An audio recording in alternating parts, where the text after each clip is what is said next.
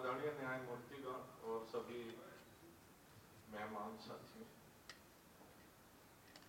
मैं श्री सीवी पांडे जी को 40 साल जो इनकी किताब आई थी तब से जानता हूँ।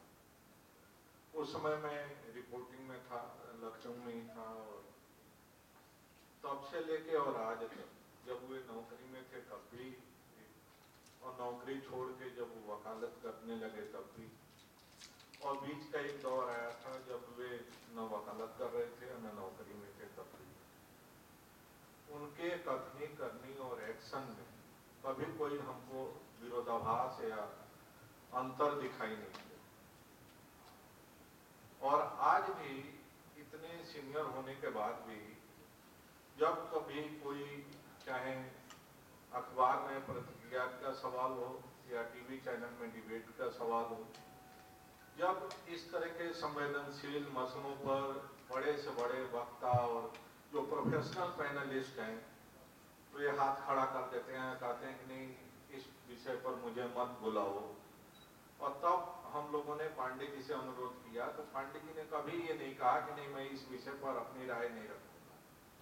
तो जिस बेबाकी से पांडे जी जब नौकरी में थे तब बोलते थे, लिखते थे, उसी बेबाकी से जब वकालत करते हैं तब भी बोलते हैं, और जब सामाजिक जीवन में सक्रिय हैं तब भी बोलते हैं। यहाँ पर उनकी चर्चा हो रही है एक लेखक के रूप में, एक न्यायमूर्ति के रूप में। लेकिन पांडे जी के जो एक्टिविटीज हैं, चाहे वो ग्राम प्रधानों का संगठन हो या विलेज रिपब्लिक या गांव सरकार बनाने का सवाल हो, या अभी जब इस 2022 के चुनाव के पहले फिर एक रस्म अदायगी हो रही है और ब्राह्मण मतदाताओं को लेके सभी पार्टियां अपना अपना वोट बैंक जुटाने में और कंसोलिडेट करने में लगी हैं, तो उस मसले पर पांडे जी की भी एक अलग और अपनी राय है और पूरे कमिटमेंट और डिटर्मिनेशन के साथ। उसमें कहीं कोई लिपक होती, कहीं कोई मैनिपुलेटेड व्यूज नहीं है।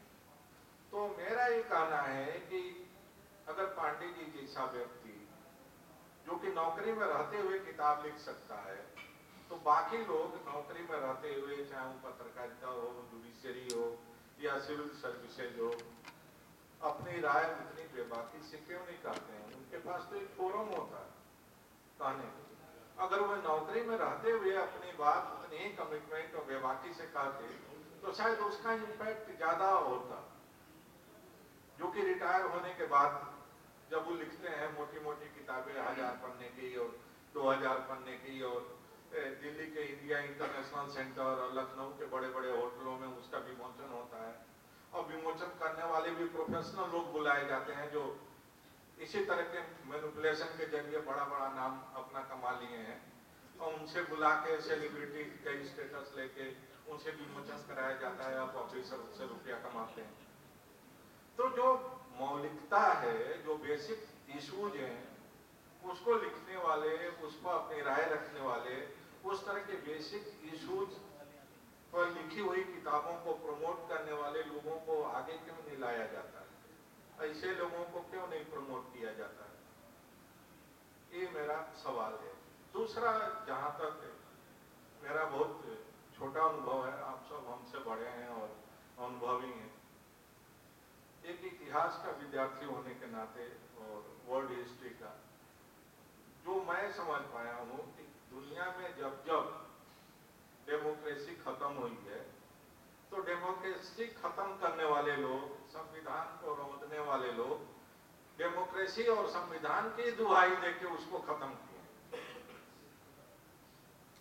एक दर्जनों उदाहरण है वर्ल्ड हिस्ट्री में कि जो सबसे ज्यादा पार्लियामेंट की बात करता है, पार्लियामेंट के सामने नतमस्तक होता है, जब उसी सत्ता में आता है तो उसी पार्लियामेंट को रौंद देता है, उसकी जो सैंक्टिटी है उसको खत्म कर देता है। अभी जस्टिस रमन्ना का एक विचार आया है हम सबके सामने। वो सिटिंग जज हैं, जज बनने के पहले उनके खिलाफ भी एक कंप्लेंट कराया गया था उनके होम स्टेट के चीफ मिनिस्टर के जरिए, और उस समय मैं एक टीवी चैनल में काम कर रहा था। मैंने कोइंसिडेंस, मेरे पास कोई पुख्ता उस तरह की जानकारी नहीं थी, लेकिन मैंने कोरिलेट किया कि एक मुख्यमंत्री एक सत्ता के शीर्ष व्यक्ति पर से मिलता है और उसके बाद would be chief justice of India के खिलाफ एक कंप्लेंट रिलीज कर देता है सोशल मीडिया में कि इनको अगला चीफ जस्टिस न बनाया जाए। तो हमने उसका एक इन्फ्रेंस ड्रा किया था कि कहीं न कहीं इसमें सत्ता के शीर्ष का भी इनडायरेक्ट संरक्षण हासिल है उस मुख्यमंत्री को। तभी उसको ये इतना साहस हुआ कि वह व्यक्ति जो भी चीफ जस्टिस नहीं बना है, कॉलेजियम उसका नाम रिकमेंड करेगी कि नहीं करेगी ये भी पता नहीं, और आप प्रीएम्प्ट करने के लिए आप उसके खिलाफ एक चिट्ठी रिलीज कर देते हैं कि उनको न बनाया जाए चीफ जस्टिस। आपको क्या डर है? अगर आप ईमानदार हैं, अगर आपने कोई गलत काम नहीं किया है, तो कौन चीफ जस्टिस होगा? आजाद भारत में दर्जनों लोग चीफ जस्टिस बने और रिटायर हो गए। कितनों लोगों का नाम याद है लोगों को? तो रमन्ना साहब भी बनते और रिटायर हो जाते, उससे क्या फर्क पड़ता? लेकिन आप रमन्ना साहब को लेकर इतना क्यों परेशान थे? और वो धीरे धीरे रिफ्लेक्ट हो रहा है। जब से वो आए हैं तब से उनके पहले के जो हम पूरे अदब और माफी के साथ कह रहे हैं न्यायपालिका के, कि उनके पहले जो दो चीफ जस्टिस साहब लोग रहे हैं भारत के, और उन्होंने जिस तरह का सुप्रीम कोर्ट की छवि बना के छोड़ी थी, उस छवि में थोड़ा बहुत तो शायद गुणात्मक सुधार आया है, या जनता का फेथ थोड़ा सा फिर रेस्टोर हुआ सुप्रीम कोर्ट के प्रति कि नहीं, सुप्रीम कोर्ट एकदम टूथलेस नहीं है। सुप्रीम कोर्ट अभी भी थोड़ा बहुत अगर कहीं कोई नाइंसाफी हो रही है तो उसके खिलाफ अपनी आवाज उठा सकता है। मैं ज्यादा वक्त नहीं लेना चाहता हूँ, माफी मांगता हूँ, लेकिन ये दो बहुत पेनफुल घटनाएं हुई पिछले 2 वर्षों में देश के सामने। माइग्रेंट वर्कर के मामले में देश दुनिया की सारी मीडिया वीडियो दिखाता रहा, टेक्स्ट में लिखता रहा कि हजारों की तादाद में माइग्रेंट वर्कर तालाबंदी के बाद पैदल चल के अपने बच्चों को कंधे पर लाद के, साइकिल को बुजुर्गों को लाद के लेके चल रहे। सुप्रीम कोर्ट में एक याचिका दाखिल हो रही है और सुप्रीम कोर्ट को नहीं दिखाई दे रहा है कि माइग्रेंट वर्कर सड़कों पर चल रहे हैं, हजारों की तादाद में बीमार हो रहे हैं, मर रहे हैं। वो सरकार से पूछता है कि क्या ऐसा हुआ है? सरकार का ये उनके पास कोई जानकारी नहीं है। सुप्रीम कोर्ट मान ले रहा है कि सरकार के पास जानकारी नहीं है, सरकार को टाइम दे दे रहा है। उस समय स्वर्गीय जो बंधुआ मुक्ति आंदोलन के लिए काम करते थे अग्निवेश जी से मेरी 2-3 राउंड बात, इतने दुखी थे, कह रहे थे जब सुप्रीम कोर्ट को नहीं दिखाई दे रहा है, जो पूरी दुनिया को दिखाई दे रहा है, मीडिया को दिखाई दे रहा है, जज साहब लोगों को नहीं दिखाई दे रहा है। संविधान में आप सबको अधिकार है सुबह मोटो, आपके गाड़ी अगर किसी ट्रैफिक में फंस जाती है तब तो आप सुबह मोटो उसको कॉग्निजेंस लेके और पूरे जिले के प्रशासनिक अधिकारियों को तलब कर लेते हैं। और लाखों की तादाद में माइग्रेंट वर्कर सड़क पर मरते हुए बिना पानी खाना के घूम रहे थे और न्यायपालिका को दिखाई नहीं दे रहा था कि माइग्रेंट वर्कर सड़कों पर घूम रहे हैं। अब पब्लिक कहां जाएगी अगर सुप्रीम कोर्ट का भी ये नजरिया होगा?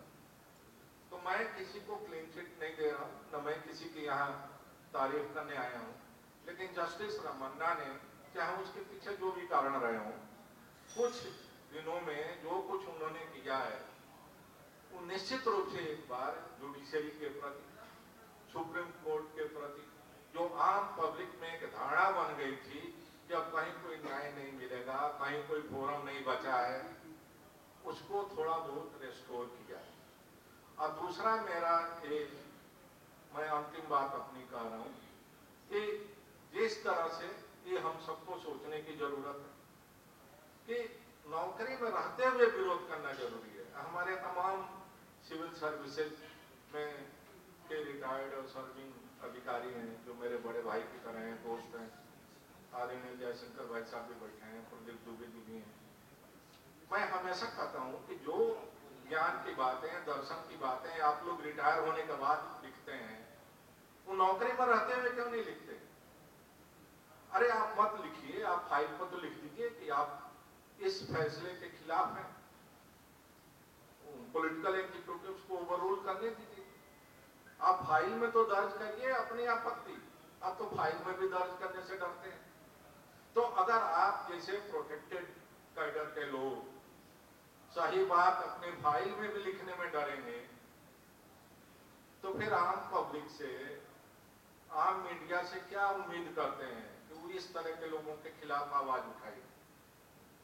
और मैं आदरणीय पांडे जी का इसलिए बहुत सम्मान करता हूं कि उन्होंने नौकरी में रहते हुए जो साहस दिखाया, वह साहस आज भी उनका बरकरार है। रिटायर होने के बाद बहुत लोग रिहेबिलिटेशन के लिए पॉलिटिकल पार्टियों के दरवाजे दरवाजे घूमने लगते हैं। नहीं कुछ मिलता है तो कहते हैं कि चलो किसी संगठन का ही पदाधिकारी बना दो।